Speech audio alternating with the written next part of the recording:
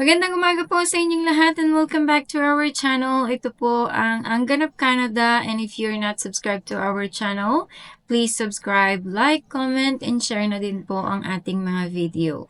Ang ating pong episode for today, kagaya po ng title ng ating video, pag-uusapan natin saan ba nanggagaling ang stereotyping na masipag na immigrants pero undervalued. Ang hindi po madalas pinag-uusapan pero yan po ay isa sa mga katotohanang nagaganap dito sa bansang kagaya ng Canada. Ang tungkol sa imigrasyon, pagsisikap, at pagsisipag, pero we are undervalued, underpaid. Ito ay isang systematikong undervaluation. Yan po ang ating pag-uusapan, kaya stay tuned. Kapag sinabing immigrant worker, ano yung unang pumapasok sa isipan ng karamihan? Isang taong masipag, isang taong handang mag-overtime, at isang taong hindi marunong magreklamo. Ang madalas natatanggap natin na mga papuri sa mga ibang tao dito sa ibang bansa, pero papuri nga ba talaga ito? Sa ating mga Pilipino naman, likas na sa atin ang pagiging masipag, pagiging masikap. Kasi kahit anong iba tong trabaho sa atin, kakayanin natin yan at ibibigay natin ang ating 101% that we will deliver the best result ng abot ng ating makakaya. Pero minsan, napapaisip tayo na bakit ganun. Hindi patas ang pagtrato ng ibang tao sa atin. Na kahit ginagawa natin lahat ng ating makakaya para maibigay ang resulta na kung minsan ay lumalagpas pa sa ekspektasyon ng ating mga employer. Parang merong invisible wall lagi between your employer at sa iyo dahil hindi tayo nabibigyan ng patas na pagkilala at patas na kabayaran sa ating pagtatrabaho. Saan ba nanggagaling ang stereotype ng masipag na immigrant? Upang maintindihan, kailangan nating balikan ang kung ano ba, papaano ba tayo tinitingnan ng isang Western countries na kagaya ng Canada sa isang manggagawa na galing sa ibang bansa. Especially if galing tayo sa Asia, galing tayo sa Africa, or meron din yung mga sa Latin American, mga ganyan. So, ano ba yung mga tingin nila sa atin noon? Tayo ay nagpupunta sa kanilang bansa upang magtrabaho, pero ang laging nakatoka sa atin ay yung madalas mabibigat na mga trabaho, labor work. Tayo yung nagtatrabaho sa kanilang factories, tayo yung nagpapatakbo ng kanilang malalaking industriya. At madalas hindi tayo nababayaran ng sapat at hindi tayo nabibigyan ng kaparehong oportunidad at parehong pagtingin at parehong benepisyo ng kagaya ng mga local na nagtatrabaho dito sa kanilang bansa. So yun ang tingin nila sa atin noon. So, ang mentalidad na iyan ay nagpatuloy hanggang ngayon. Kapag immigrant ka, inaasahan ka nilang magtrabaho ng mas higit.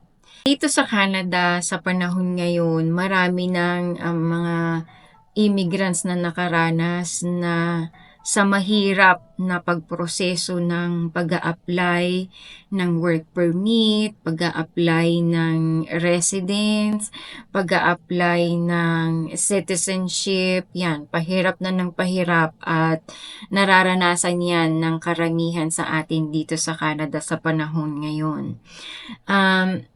Sa takot natin na mawalan ng status dito sa bansang ito, tinatanggap natin yung mga trabaho na kahit hindi tugma sa ating kwalifikasyon at hindi tugma sa ating pinapangarap, ay tinatanggap natin upang matustusan lang ang ating pang-araw-araw na gastusin. Kahit underpaid tayo, tinatanggap natin yan kahit hindi tugma sa ating kwalifikasyon, tinatanggap natin. So, marami yan dito sa Canada. Kapag alam ng isang Canadian employer na ikaw ay kapos, ikaw ay nangangailangan, at ikaw ay desperado, ginagawan naman nila itong dahilan upang pagsamantalahan ang ating pagsisipag, ang ating pagsisikap. Kagaya ng kunwari nagpa-interview ka, sasabihin sa iyo, you do not have enough Canadian experience. Natural, bago ka sa kanilang bansa, paano ka magkaka-experience? Kaya ka nga nag-a-apply ng trabaho. Kaya minsan ginagawa nilang dahilan para hindi ka tanggapin or tanggapin ka man pero babayaran ka ng mas mababa at hindi sapat dun sa ina-applyan mong trabaho. May nangyayari pa dyan, minsan may bias at merong diskriminasyon. Kasi sa resume mo, tunog Pilipino ang apelyido mo. Kagaya for example, Manalo. Sorry po, yun lang po yung naisip kong example kasi nanonood ako kanina ng Itbulaga. So yun lang yung tunog Pilipinong apelyidong naisip ko. So, ginagawa nila yon na dahilan para hindi ka bigyan ng chance kahit yung kwalifikasyon mo ay sapat, yung experience mo back home ay tugma doon sa hinahanap nilang aplikante sa posisyon. Yun po ang ilan sa mga pwedeng maging example na maibibigay ko sa inyo kung bakit nagkakaroon ng stereotyping na masisipag na immigrants pero undervalued, underpaid. Yan po. So, kailangan nating magtrabaho dahil bago tayo dito sa Canada. Kailangan nating mag-build up ng Canadian experience natin.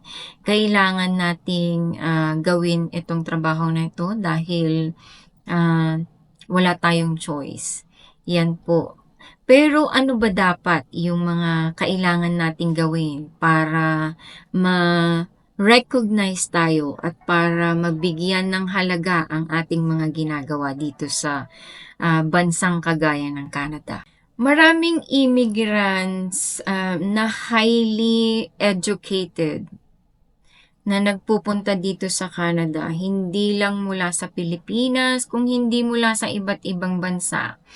For example, kagaya mo, isa kang Indian, doktor ka sa iyong bansa, pero pagdating mo dito, ikaw ay naging isang caregiver. Professor ka sa iyong bansang Middle East, pero pagdating mo dito, ikaw ay naging security guard. Isa kang IT specialist sa Pilipinas, pero pagdating mo dito, ikaw ay naging isang cashier. Bakit ba nangyayari ito? Dahil ang bansang Canada ay hindi nire-recognize ang foreign credential. Hindi sila naniniwala sa diploma mula sa ibang bansa. Gusto nila kumuha ka ng iyong local certification, mag-upgrade ka ng iyong pinag-aralan mula sa bansa mo, kumuha ka ng iyong licensing dito sa Canada para ma-recognize ang lahat ng mga pinag-aralan mo. Yun ang isa sa mga requirements ng mga Canadian employer dito sa bansang Canada. Walang mali sa pagiging masipag, pero sana hindi ito gawing dahilan upang pagsamantalahan at gawing dahilan para hindi irespeto or bigyan ng tamang halaga ang isang tao. Ang sipag ay hindi libre. Dahil ang bawat manggagawa, immigrants ka man or hindi, kahit ikaw ay residente, ikaw ay citizen ng bansang ito, ikaw ay mayroong karapatang mabigyan ng patas na oportunidad at pagkilala. At yan po ang ating episode for today. At kung ikaw ay mayroong masasabi tungkol sa sitwasyon na ito na nangyayari sa mga immigrants, residents, citizens ng bansang kagaya ng Canada, ay i-comment mo sa comment section at huwag kalimutang mag-like, mag-share at mag-subscribe na rin ng ating channel para sa mas marami at makabuluhang usaping kagaya ng isang ito. Maraming salamat po sa inyong mga nanonood at hanggang sa muli. Paalam po.